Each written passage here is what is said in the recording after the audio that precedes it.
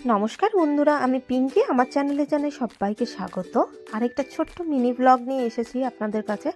বাচ্চাদের জন্য সকাল সকাল যদি মনে করছেন ব্রেকফাস্ট বানাতে খুব হ্যাপা, তাহলে এই ব্রেকফাস্টটা চটপট আপনারা বানিয়ে নিতে পারেন। তো চলুন শুরু করি। আমি এখানে নিয়েছি 2 কাপ চালের গুঁড়ো। যে কোনো সিদ্ধ চালের এখন গুঁড়ো নিতে পারেন, বাজারে এখন এই মুহূর্তে কিন্তু অ্যাভেলেবেল। তো আমি সেটাই ব্যবহার করেছি। সাথে একটু নুন দিয়েছি, খাবার সোডা এবং একটু দিয়েছি লাল লঙ্কার গুঁড়ো। লাল লঙ্কার গুঁড়ো যদি কেউ মনে করছেন তাহলে ওটা স্কিপ করে যেতে পারেন, আপনারা দিতেও পারেন নাও দিতে পারেন।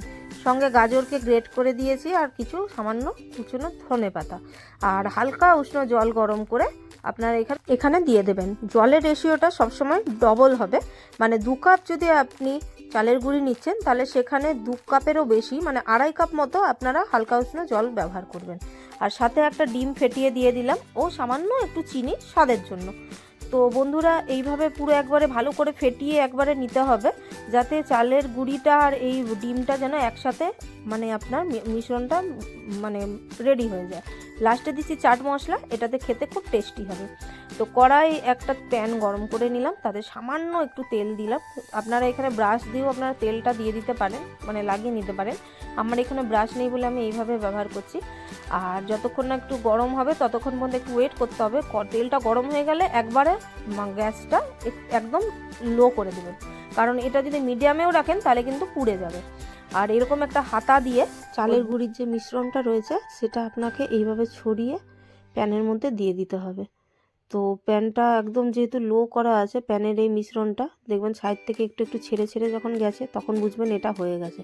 তো এটাকে তখন উল্টে দিতে হবে। আর এই দেখুন পেছনটা দেখছেন একদম লাল লাল মতো হয়ে গেছে, তাহলেই বুঝবেন হয়ে গেছে। তো একটু পরে আমি আবার এটাকে আবার উল্টে দিলাম, দেখুন এই দিকটাও সামান্য লাল লাল হয়ে গেছে। ব্যাস রেডি আপনার একদম কোনো ঝুট ঝামেলা ছাড়াই চালের গুঁড়ি দিয়ে সবজির রুটি। তো বয়স্ক থেকে মানে ছোট যারা বাচ্চা রয়েছে সবাই এই রেসিপিটা খেতে পারে। একদম হেলদি রেসিপি, বেশিক্ষণ একদম সময় লাগে না। তো ট্রাই করুন আপনারা বাড়িতে, কেমন হয়েছে অতি অবশ্যই জানাবেন। আর এটা দেখুন কেমন নরম হয়েছে আর একদম মচমচে হয়েছে, খেতেও ভীষণ টেস্টি হয়েছে। তো আপনারা ট্রাই করুন, করে অতি অবশ্যই জানাবেন কেমন লাগলো। তো ভিডিওটা আজকে এই অবধি রাখলাম, দেখা হচ্ছে নেক্সট ব্লগে। ততক্ষণ বন্ধু সবাই ভালো থাকুন, সুস্থ থাকুন, আর ভালো লাগলে অতি অবশ্যই লাইক শেয়ার সাবস্ক্রাইব করে দেবেন। ততক্ষণ অবধি টাটা।